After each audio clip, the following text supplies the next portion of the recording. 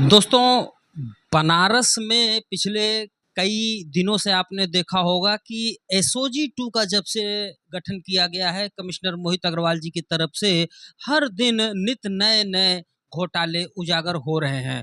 और आज दोस्तों, मैं बनारस में एक ऐसे स्थान पे बैठा हूँ, आप मेरे बगल में जिस शख्स को देख रहे होंगे, इनको मैंने स्पेशली बॉम्बे से बुलवाया हुआ है।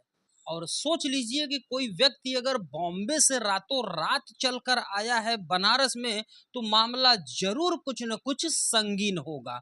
और इस मामले को जरूरत है एसओजी 2 के द्वारा एक गहन पड़ताल करने की, और बनारस के कमिश्नर श्री मोहित अग्रवाल को इस पर एक जो है संज्ञान लेने की। मामला दोस्तों, कहीं न कहीं इसके तार जो है बहुत बड़े सिंडिकेट से भी जुड़ते हुए दिखाई दे रहे हैं। मैं पिछले कई महीनों से इसकी पड़ताल कर रहा हूँ, उसके बाद मैं इस नतीजे पर पहुँचा हूँ कि बनारस में एक ऐसा नेटवर्क काम कर रहा है जो आपके आधार का मिसयूज कर रहा है, जो आपके पैन कार्ड का मिसयूज कर रहा है। कहने का मतलब दोस्तों कि मेरे बगल में जिस शख्स को देख रहे हो, ये बॉम्बे से आए हुए डॉक्टर साहब हैं, और डॉक्टर साहब के साथ दोस्तों फ्रॉडगिरी बनारस में की गई है। इनके डॉक्यूमेंट्स को मिसयूज किया गया है। बताया जाता है कि इनको अभी तक कोई जानकारी भी नहीं है, लेकिन इनके डॉक्यूमेंट्स को यूज करने के बाद करीब करीब 7-8 लाख रुपए का लोन ले लिया गया है। और सबसे पहले आप मुझे अपना नाम बनारस की जनता को बताइए। जी, मेरा नाम सौरभ कुमार है। जी रहने वाला बनारस का ही हूँ, लेकिन जी अभी शिफ्ट हो गए, हाल ही 4-5 साल हो गए हमको बॉम्बे में शिफ्ट हुए हुए। जी जी। तो अभी हमारे साथ ऐसा इंसिडेंट हो गया है कि इसके लिए हमें आना पड़ा यहाँ पे। और अच्छा, अ, डॉक्टर साहब, थोड़ा सा बनारस की जनता को एक लाइन में आप थोड़ा ये बताइए कि ये मामला है क्या, क्योंकि जनता जानेगी समझेगी तभी जो है आगे ऐसी घटनाओं से बचेगी। ये मामला एक ऐसा है कि एक कुछ फ्रॉड लोन पास हुआ है, जो कि मेरे पैन कार्ड पे दिखाता है।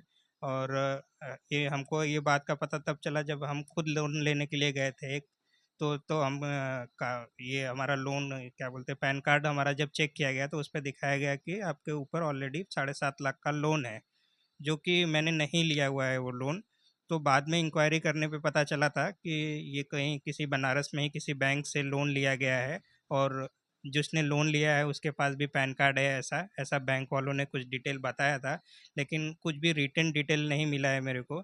इसके लिए इंक्वायरी के लिए आज मैं बात करने आया हूँ यहाँ पे। मतलब आपके पूरे डॉक्यूमेंट्स को यूज किया गया है, सिर्फ आधार को यूज किया गया है, या सिर्फ पैन कार्ड को? ये इसमें सिर्फ मेरा पैन कार्ड इन्वॉल्व है। अच्छा, इसमें जो है आपके पैन कार्ड को लगा के कितने का लोन था? कुछ 7-7.5 लाख का लोन है। 7-7.5 लाख का लोन ले लिया गया। और आपको कब पता चला ये लोन एक्चुअली पास हुआ था कुछ 2016 में, और ये बात हमको अभी 2-3 साल पहले पता चला था। इसके बारे में 1-2 बार मैंने बैंक में इंक्वायरी किया था, लेकिन प्रॉपर रिस्पॉन्स नहीं मिला और टाइम नहीं मिला, तो वापस हम उसको फॉलो अप नहीं ले पाए थे। लेकिन बाद में अभी 2023-24 से मैं इसके लिए कंप्लेंट वापस से डाला था बैंक में, और भी बाकी जगह पे भी। तो कुछ डिटेल पता चला है, लेकिन प्रॉपर रिस्पॉन्स बैंक से मिला नहीं है कि ये लोन मैंने लिया है या किसने लिया है या किसका है लोन, कौन भर रहा है, ऐसा कुछ भी डिटेल ऐसा मिल नहीं रहा। आपको अभी तक इसकी कोई जानकारी नहीं मिली है? अच्छा, एक चीज़ हम ये पूछना चाहते हैं कि 2016 का लोन है जैसा आप बता रहे हैं, और आपको अभी 2-3 साल पहले यानी 21-22 हाँ, पता चला ये है। मैं खुद तो लोन लेने के लिए गया। जी, तो क्या ये जो ड्यूरेशन बीच का था, उस ड्यूरेशन में ईएमआई कुछ जमा हुई है, या एकदम से पूरा लोन लेके लेके भाग गया कोई? नहीं, एक्चुअली जो सिविल के स्कोर में दिखा रहा है उसमें कुछ अमाउंट जमा हुआ है, और कुछ 2022 के बाद से अमाउंट उसमें जमा नहीं हुआ है। अच्छा, हाँ, मतलब 16 से 22 तक जमा हुआ है। हाँ, उसके बाद 22 के बाद ये जो है पूरा एनपीए हो गया। हाँ। अच्छा, आप बैंक से मिलने गए, बैंक से आपने बात किया इस मामले में कि मैंने लोन तो लिया नहीं है, मेरे नाम से लोन चल रहा है? जी, बैंक में मैंने 2-3 बार वहाँ पे कंप्लेंट भी डाला था और बात भी किया था। तो वहाँ से हमें यही जवाब मिला था कि हमने जिसको लोन दिया है वो बंदा सही है और आपका पैन कार्ड गलत है, तो आप इनकम टैक्स डिपार्टमेंट में बात करिए। मतलब ये किसने बोला ये आपको? बैंक से हमें ओरल में ऐसा जवाब मिला था। बैंक से ओरल मिला, रिटन में नहीं? रिटन में कुछ नहीं मिला। अच्छा। तो आपने उनसे ये नहीं पूछा कि उस बंदे को मैं कहाँ जाऊँ खोजने? आप मुझे उसका कुछ तो जो है डिटेल्स दोगे तब तो मैं उसके बारे में पता लगा पाऊँगा। इसके लिए बैंक ने जवाब दिया कि इसके लिए आप पुलिस कंप्लेन करिए, एफआईआर करिए, आपको जो भी इंक्वायरी करना है आप पुलिस स्टेशन में बात करके करिए। अच्छा, तो फिर आप पुलिस स्टेशन गए? पुलिस स्टेशन गया था लेकिन वहाँ पे वो कंप्लेन रिटन कंप्लेन तो नहीं लिए थे, और हमने ऑनलाइन भी कंप्लेन साइबर क्राइम में भी किया था, उस पे भी कुछ प्रॉपर जवाब नहीं मिला है। और अभी तक फ़िलहाल ऐसे ही चल रहा है। रिटेन में कहीं से कुछ भी एफआईआर दर्ज नहीं की जा रही है, और सब लोग मतलब घुमाने का ही काम कर रहे हैं। बैंक बोलता है सिविल का प्रॉब्लम है या पैन कार्ड का प्रॉब्लम है। पैन कार्ड ऑफिस में भी बात किया था तो पैन कार्ड ऑफिस में बोले कि आपका पैन कार्ड सही है। उन्होंने चेक किया और हमारे आधार कार्ड से लिंक है। इनकम टैक्स में पिछले 5-6 साल से भर रहा हूँ कंटिन्यू, तो वो भी प्रॉपर जा रहा है, टैक्स भर रहा हूँ मैं। तो फिर इसमें हमें कैसे पता चलेगा कि हमारा पैन कार्ड गलत है या सही है? हमारा तो प्रॉपर इसमें काम सब हो रहा है पैन कार्ड में। मतलब अभी तक जो चीज़ें समझ में आ रही है उसमें यही है कि आप पीड़ित हो लेकिन आप बैंक के पास जाते हो तो बैंक कहता है पुलिस के पास जाओ, पुलिस में जो है कहीं आपकी कोई सुनवाई हो नहीं रही है।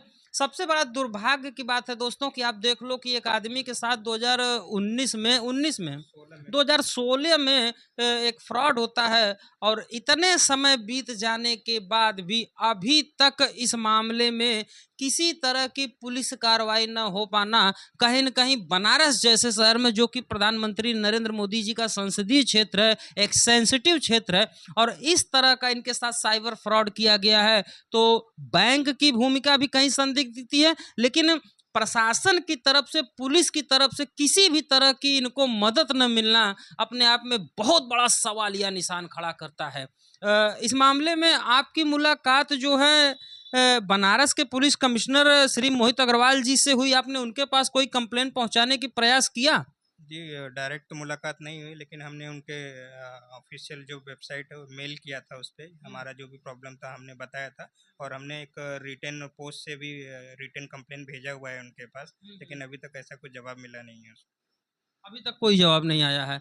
तो यहाँ पर दोस्तों आप देख सकते हो कि एक डॉक्टर हैं जो बॉम्बे में रहते हैं। पहले ये बनारस में रहते थे लेकिन अब ये बॉम्बे शिफ्ट हो चुके हैं और इनके साथ इस तरह का मामला दिखाई पड़ रहा है कि इनके नाम से लोन लिया गया और वो लोन जो है अब एनपीए हो गया है और सारी लायबिलिटी कहीं न कहीं अब जो है इनके ऊपर आ चुकी है और जब ये बैंक में जाते हैं तो बैंक इनसे कहता है कि आप पुलिस के पास जाइए और पुलिस जो है इनकी कहीं सुनवाई अब नहीं कर रही है।